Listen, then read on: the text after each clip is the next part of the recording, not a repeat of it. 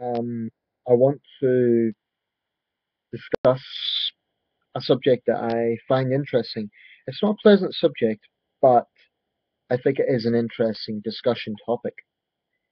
Um, and hopefully I won't have any technical problems with this video. I've tried to upload it a few times actually, and somewhat frustratingly, I lost the connection well into the video. So this is actually the third time. But I do want to make an attempt because I think it is an interesting subject. Um, that is the nature of armed conflict and its perception. That is the perception of how high violence is in the world today compared to previous times. Now, this is going to be quite a long video, so feel free to do something else whilst you listen to this, or if you don't have the patience to sit through it, then fair enough. But I'm going to talk for a while because there's a lot of things I want to cover. Um,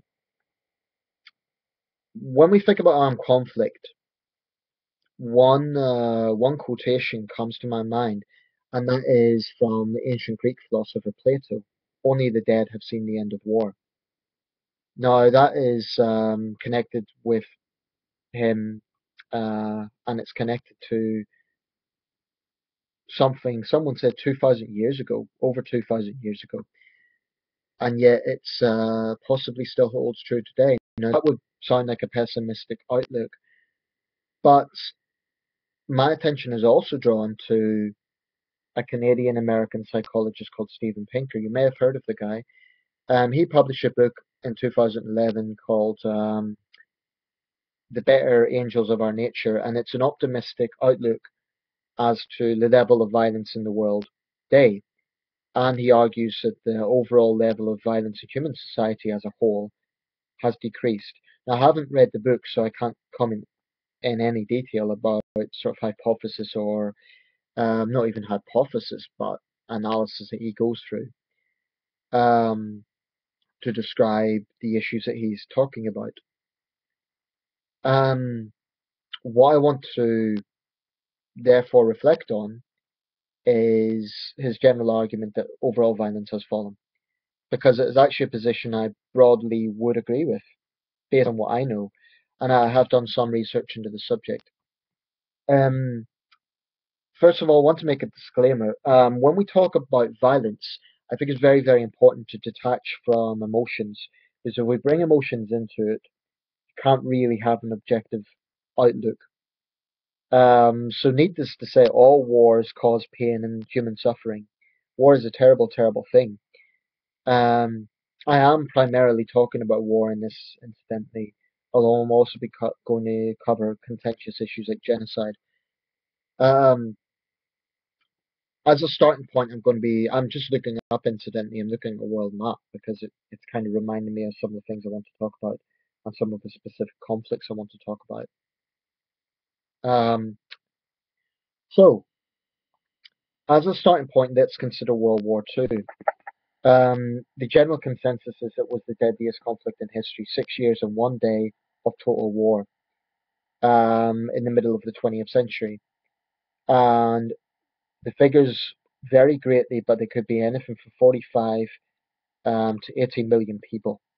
So let's say a median figure of about 60 million people. A staggeringly massive toll, much bigger than World War One, which in itself was an utterly devastating conflict. Although the characteristics of both conflicts are different, but I don't want to focus so much here on the world wars. That could be for another video. I'm focusing particularly on post-World War II conflicts. In the grand scheme of history, in fact, there are some conflicts that surpass World War One. Some of those include the Mongol conquests, the Yan Lushan Rebellion, which was a civil war in ancient China during the Tang Dynasty, the Taiping Rebellion, which was a civil war at the same time, incidentally, as the American Civil War.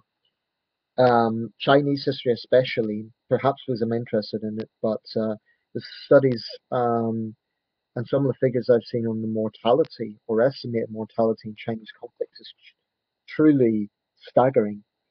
Um, there were not, there wasn't just one, but several conflicts in Chinese history that had a death toll estimated to be even greater than World War One. Although it should be said, some of these conflicts the word conflict or war is very much in inverted commas, because if we take something like the Qing conquest of the Ming Dynasty, that's more a prolonged event and probably a series of sporadic wars rather than a single concrete war. The Mongol conquest, likewise, it lasted centuries. So the overall toll, then, if we spread it out, it's still a massive scale, but when you look at it that way, it's not as dramatic as the world wars. So post World War II, what I'm going to do is go through each decade and generally discuss some of the main conflicts of that decade. Inevitably, I'm going to leave something out unintentionally, and it would be absolutely impossible, obviously, to name every single armed conflict since World War II, which has probably been hundreds. But I am going to discuss some of the better known ones. Incidentally, um, there's a lot of factors that can be relevant in this discussion.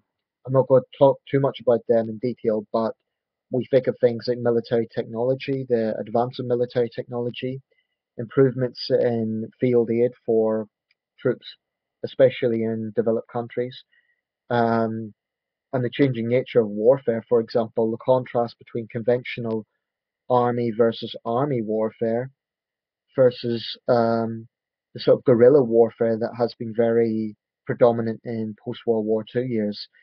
I mean, war today, for example, tends to be characterized by sporadic terrorist attacks, civilian massacres, and there tends to be less pitched battles, certainly not army against army.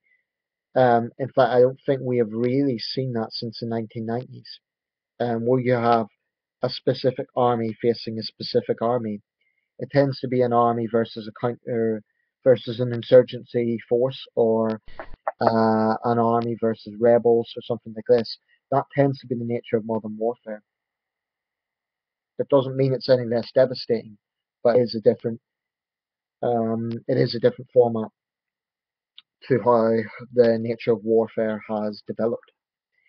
Another thing that is very important is the introduction of mass media and the digital age. We live in an era where we can see street battles in Libya or Syria on our TVs, whereas in the past, even the relatively recent past, there would have been a lot of deadly conflicts where it simply wouldn't have been possible to have that much coverage of the conflict. You would have had maybe the news at 10, I'm speaking in the UK context here, maybe updates on the latest developments in that conflict.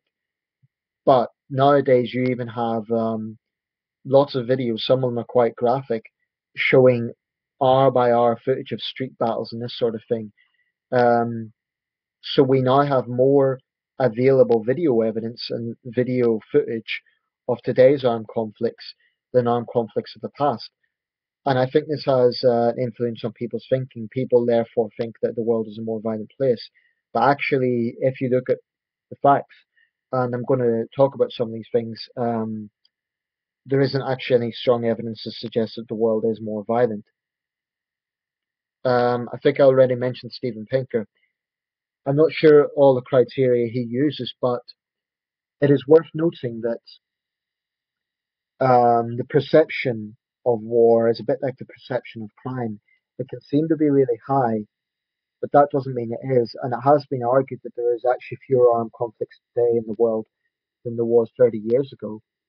And there has been some very deadly conflicts that have now had significant periods of peace or have went through a long reconciliation process. So I'm going to go through each decade and discuss some of the main conflicts of that decade. Starting with the 1950s. The 1950s, obviously, the Cold War was really getting into its intensity, mutual east-west suspicion. The decade began with the Korean War. There was a few conflicts that were still basically ongoing from that hadn't been resolved from World War II. For example, the Greek Civil War. Um, of course, Indian partition had just happened, which was a very violent event. So the 1940s, devastating as it had been with World War II, would have been a very deadly decade, even in its own right, without the the fact that World War II also took place in that decade, because the Chinese Civil War was ongoing as well, the Chinese Civil War and Indian partition. The 1950s, like I say, the devastating Korean War, the estimates range from 2.5 million to 3.5 million dead. Now, a lot of the figures that I'm going to quote here are simply the most cited figures. Certainly, they are not a concrete figure. I think it's impossible to verify that, especially in the case of civilian deaths and insurgent rebel deaths in these various conflicts. It's virtually impossible to really verify with certainty. And in some conflicts, it's particularly difficult because the whole infrastructure of the country has broken down. Therefore, hospitals can't keep accurate mortality logs and so on.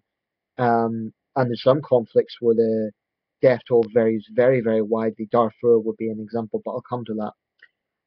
So, throughout the 1950s, there was the outbreak of a series of anti-colonialist conflicts: the Malayan Emergency, the Indonesian War of Independence, the Mau Mau uprising in Kenya, to give some examples, the Suez Crisis, then in Hungary, the Hungarian uprising against Soviet invasion.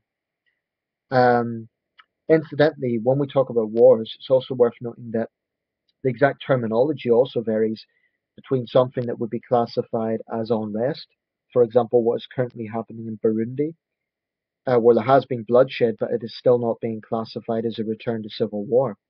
There has been violent coup d'etats, there's been political unrest, as being the situation in Thailand. I think sometimes the word war can get thrown around a lot, but in the actual academic sense, there's a difference between violent political unrest, which in my opinion is a pretext of a war, or the foundation sometimes of armed conflict, um, and then armed conflict itself. Then there's revolution, there is genocide as well, which of course is the most contentious issue of all. Incidentally, I'm going to try to be as show as little bias in this video as possible. I'm simply quoting some of the most cited figures, and I'm not going to talk about any moral rights and wrongs of either side of any of these conflicts. In the 1960s, again, we saw a number of anti-colonialist wars, especially in Africa and Asia. But there was also the outbreak of wars in Central America, especially in Colombia, Peru, and Guatemala. Those conflicts all began in the 1960s. The Vietnam War, as we know it, that is, in the West, began in 1963. Now, I say as we know it because people often forget there had actually been a first Indochina War that began in 1946, which was in many ways an anti-colonial war against the French, which ended at Dien Bien Phu. And that first Indochina War was very costly in its own right. But the war we now know as the Vietnam War, which is one of the most documented wars of modern times, of course, with all the Vietnam films and its role in popular culture, was a very deadly conflict. And it's characteristic of a lot of major modern wars in that it, it sort of triggered off smaller wars within the same region. And again, smaller here should not be seen as trivializing the conflicts. So, for example, with the Vietnam War, you had the Laotian Civil War, the Cambodian Civil War. Those conflicts were all very closely related. A little bit like what's happening today, you get a lot of conflicts that tend to cross over. So, for example, the battle against Daesh in Iraq and Syria, two different countries, it's essentially the same war, covering two countries at least. Um, but that arguably spiraled out of the Syrian civil war and the sectarian violence that had been ongoing in Iraq. Um, but getting back to the chronology of this, the 1960s also saw the North Yemen civil war, um, and the beginning of several very devastating civil wars in Africa.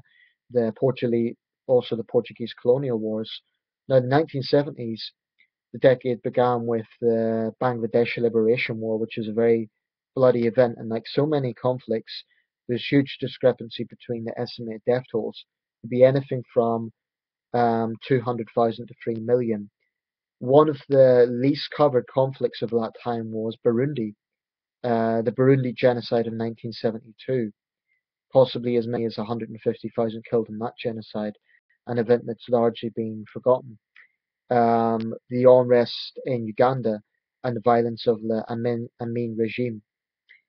Incidentally, when we talk about political violence and totalitarian regimes, that's where things get a bit complicated because Some totalitarian regimes had mortality rates even higher than some very deadly wars. So, for example, if we think of the Cultural Revolution in China, no one would necessarily class that as a war, but it was a period of intense political unrest, and hundreds of thousands were killed, millions were persecuted. It was a terrible, terrible event. But it wasn't a civil war. China had already been through its civil war. Um, so the 1960s and 1970s, a lot of conflicts began in one decade and ended in another. So in determining when we think of the overall death toll, it's therefore difficult to sometimes differentiate which decade is sort of the deadliest. But certainly the 60s and the 70s saw some very large scale conflicts. Cambodia, of course, the Cambodian genocide, the Khmer Rouge, and the killing fields of the late 70s. Um, the outbreak of the civil wars in Mozambique and Angola, Ethiopia and Eritrea, and in the late 60s, the Biafran civil war in Nigeria.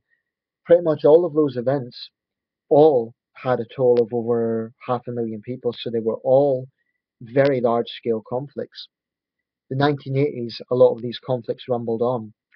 Where I come from, actually, Northern Ireland, the conflict there is very, very, very small scale on a world level, certainly much smaller than the conflicts I've named. It would be an example of what would be called a low intensity war, of which there have been many. Another example would be in Bougainville, the island of Bougainville in the Pacific, which I believe is disputed territory. It's my understanding it's part of Papua New Guinea or Indonesia. I apologize, I don't remember. The insurgency in Aceh. There's been many low-level wars that have been ongoing for a very long time, but have never been a particularly major war at any given point because they've never descended into outright civil war. Likewise, some of the insurgencies in the Philippines, the Mindanao separatist movement, for example, and the communist insurgency there. So the 1960s, 1970s were marked by a lot of anti-colonialist wars, and I'm sure there's many that I haven't even named there. The 1980s also saw the Lebanon Civil War. In the 1980s, Lebanon was sort of byword for danger. There was also a lot of violent conflicts in Latin America, El Salvador. The Guatemalan Civil War was ongoing. And then the 1960s, incidentally, I had also uh, didn't mention the Indonesian purges of 1965-66, which again is sometimes a forgotten event, but possibly as many as 500,000 people killed in those purges. Um, the Iran-Iraq War has often been compared to World War One in terms of its trench warfare, 1980 to 1987. Um, Getting towards the end of the Cold War, the thing that's characteristic about the Cold War is a lot of conflicts that were ongoing were either represented by right-wing governments which had a counter-insurgency operation against left-wing rebels, or alternatively left-wing governments that had a counter-insurgency operation against right-wing radicals, um, or right-wing rebels, I should say. So, needless to say, a lot of these conflicts were fueled by Cold War politics, not universally, but probably most of the wars between 1945 and 1991 had some connection to the Cold War. So in that sense, it was anything but a Cold War. So the 1990s, there was probably initially a perception that I remember there's a famous quote when the Cold War ended, history is over. Because there was a notion that the superpowers have made their peace, the Soviet Union has collapsed. It was a very optimistic feeling. But then, of course, there was Tiananmen Square, which we're soon coming up to the anniversary of.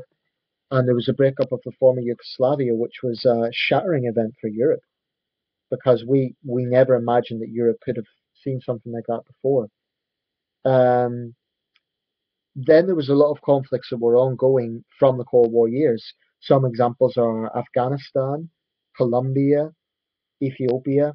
All of those conflicts rumbled on throughout the 1990s. And I think it's very important to note that with certain major wars, there are several different numbers given. There is a number for the conflict as a whole.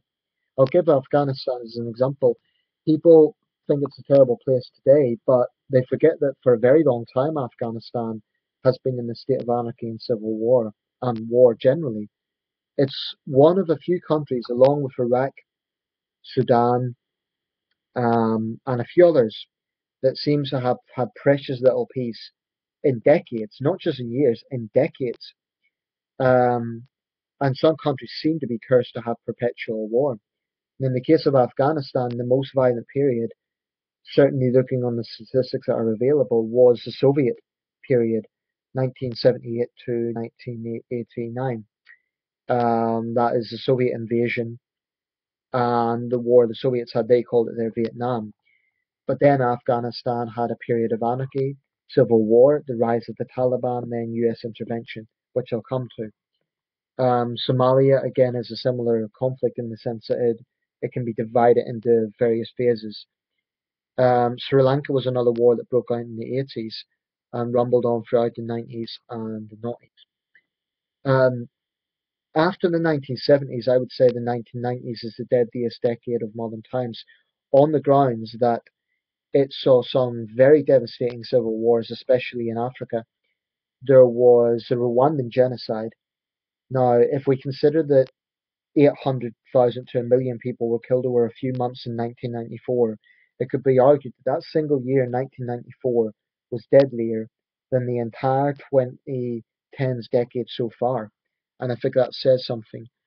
Um, and then there was other conflicts going on that were still arguably a byproduct of post-Cold War complications and post-Cold War uncertainties. One example would be the insurgency in the Caucasus, especially in the Georgian Republic and Chechnya, the civil war in Tajikistan. I mentioned the breakup of Yugoslavia and the terrible civil wars in Bosnia, Croatia, the civil war in Algeria. This was all in the 1990s decade. Sierra Leone, Liberia, two civil wars in Liberia. Um, and it wasn't until 1992 the Mozambique Civil War ended, and it wasn't until 2002 the Angolan Civil War ended. Both of those conflicts had been utterly devastating. Then there'd been unrest, obviously, in South Africa, which was sometimes described as war, sometimes described as political violence. Um, then again, looking in the 90s was the first Gulf War. The Sudanese Civil War was ongoing. And the Second Congo War. Now, this is an interesting one because the Second Congo War has often been quoted as the deadliest war since World War II. But this poses an intriguing question. Do we define war mortality as deaths that are simply violent deaths, i.e., people dying from gunshots, explosions, etc., what you would sort of expect in a traditional warfare sense? Or do we include mortality from preventable death brought about by the wartime conditions? For example, in the case of the Second Congo War, the number of violent deaths are actually only a fraction of the overall number of deaths, which have been quoted as high as 5.8 million people. That far surpasses the Vietnam War or the Korean War. Now, if you take that figure, it is by far the deadliest conflict since World War II. But it's a controversial claim. That is the Second Congo War from 1998 to 2003, and subsequent insurgencies ongoing after that. Still far from resolved. The First Congo War was also deadly, 1996 to 1997, which itself had been brought about by the Great Lakes crisis. And again, a lot of those wars were interlinked. The Rwandan genocide, the Burundi Civil War, which was very deadly, and that's why there's understandable apprehension today. Um, the First Congo Civil War, the Second Congo Civil War, and that isn't even including the Republic of Congo Civil Wars, which is another country. Um, So if we consider that all the deaths from these conflicts are brought about by starvation, by conditions that were brought about by wartime excesses, then those would be seen as the deadliest conflicts. But I think there's a perception that when we talk about war deaths, it is seen as solely being about violent deaths. And maybe that's misleading. Maybe we should include deaths brought about by wartime conditions. For example, people dying from preventable disease, because the medicine wasn't available because the hospital was bombed. Situations like that.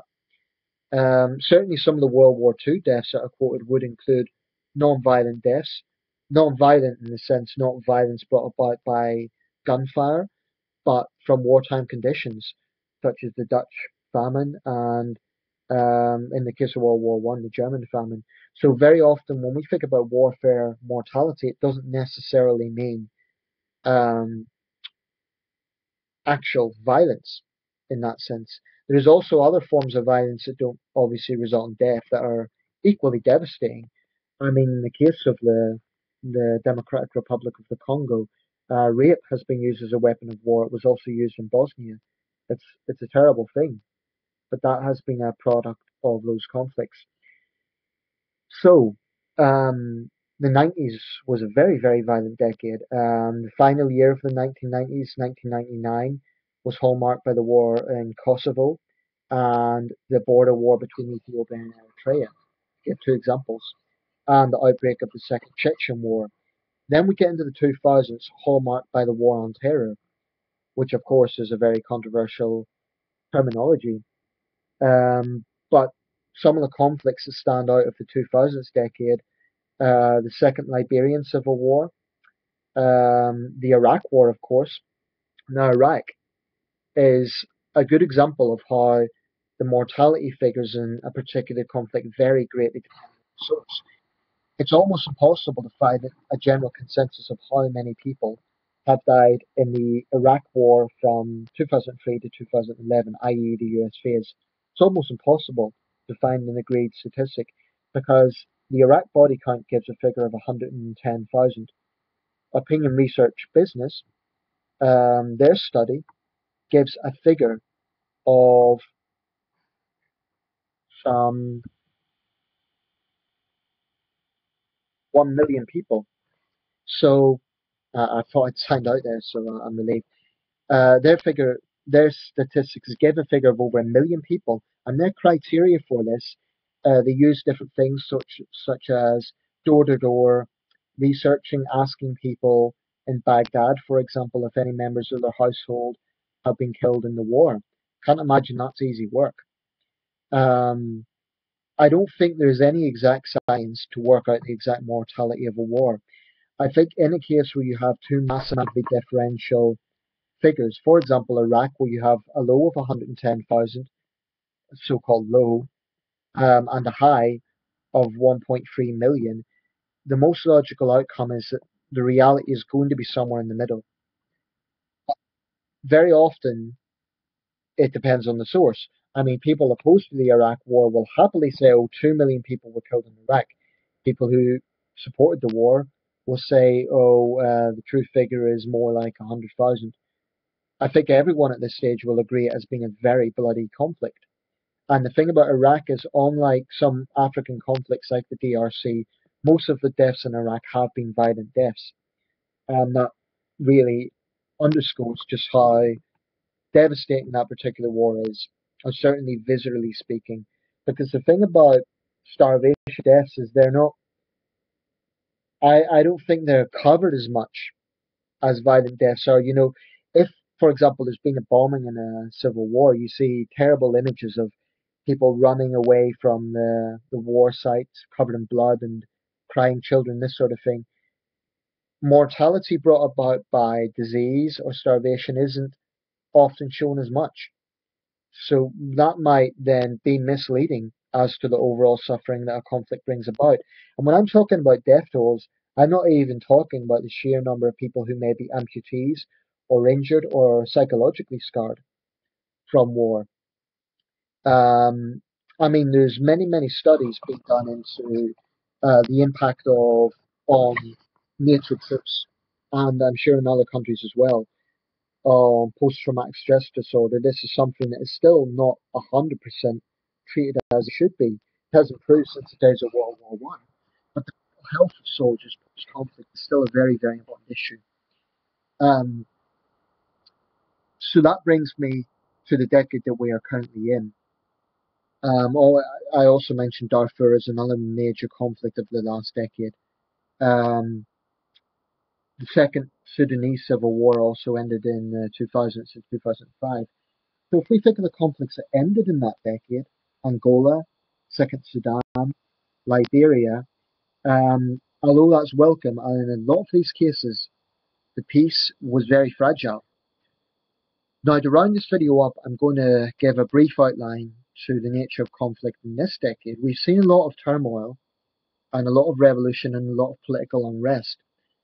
But in terms of the actual overall mortality estimates of this decade, the 2010s, compared to previous decades, when I evaluate this, I think it will show that Steven Pinker may be onto something.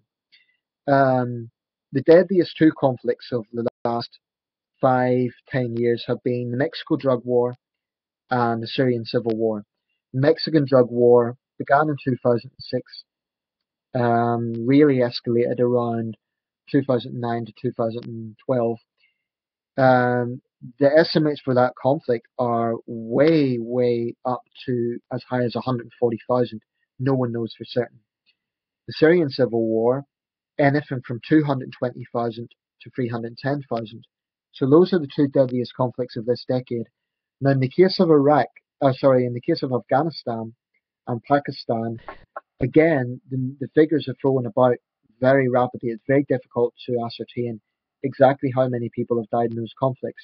But if we describe that as the AfPak conflict, i.e., the war against the Taliban, as opposed to the earlier conflicts in Afghanistan, um, let's say beginning in 2001 in Afghanistan, beginning in 2004 in Pakistan, if we take that as a single conflict against the Taliban, the toll is well over 100,000. The statistics generally state a figure of 80,000 for Afghanistan, 50,000 for Pakistan. Now, obviously, we can't just throw out figures and say that's concrete because it clearly isn't. But these are cumulative figures based on the information that is available. In Pakistan, there has been allegations that the Pakistani government has exaggerated the number of Taliban they have been killed. So whilst we can underestimate the toll from war, we can also overestimate the toll from war. The number of civilians that have died in Afghanistan, of course, is another very contentious issue. But whatever way you look at it, that has also been a pretty devastating conflict, although not as intense as it was in the war with the Soviet Union. If we look purely, not emotionally, but purely at the estimated fatalities. Um, Iraq, well, since the US withdrawal in 2011, there has been ongoing sectarian violence and now this war with Islamic State, which, like I say, has been spilt over from the Syrian civil war. I have no intention here of talking about the ins and outs of the background of these conflicts, simply talking about the conflicts themselves. The Libyan civil war is yet another example of a discrepancy in the estimates. Initial estimates said 30,000 people died in the 2011 war. More recent updates have said the figure is 13 to 15,000, so that's a downgrade. The Ivorian crisis of light year, 3,000 were killed. The South Sudanese civil war, anything from 10 to 40,000. Um, in the world today, in this year, if you look at the list of ongoing conflicts on Wikipedia, that's a very interesting thing to look at. I know Wikipedia is not the best source, but still gives an indication. The four deadliest countries in the world this year have been Syria, Iraq, Afghanistan, and Nigeria. Now, Nigeria is an emerging conflict with the escalation of the war with Boko Haram. It spilled into the borders of Cameroon and Niger. So, if I was to have a total analysis of this, it's quite clear that the world is still a very violent place, and there is regions of the world, Central Africa and the Middle East in particular, where serious conflicts are going on, and there's other parts of the world where there is still serious insurgencies. But warfare tends to be grouped into major wars, i.e., with over 10,000 deaths a year, um, major conflicts with over 1,000 deaths a year, insurgencies that are ongoing, and then so-called low-level wars. Now, in a conflict like Israel-Palestine, you get occasional outbursts of extreme violence like the war in Gaza last year. But to put things in context, 7 people have died in that conflict this year. 7. It's That demonstrates that this is something that is rumbling on and on and on, but still classed as a low-level war. It's not a major war in the way that the Syrian civil war is. Yemen is another example of a failed state that has really faced a wartime situation. So, with all of that analysis, what's your thoughts? Do you think that we are seeing a situation in the world today where conflict is on the increase or on the decrease? I think what you have to do is compare this decade to previous decades, and definitely if you compare this to the 1990s and the 1970s, we need to consider parts of the world which were then in a state of civil war, which now are either peaceful or more peaceful.